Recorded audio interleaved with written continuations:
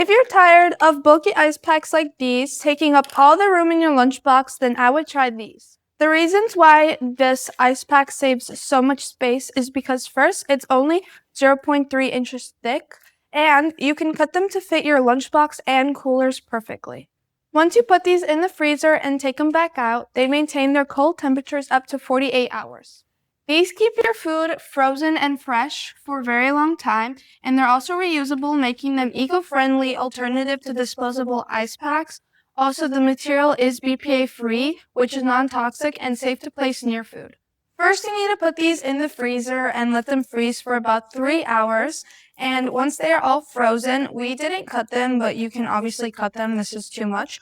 But you can almost, as if a blanket, roll them up for your food, your drinks, whatever, and place them in your coolers or lunchbox, keeping them fresh for longer.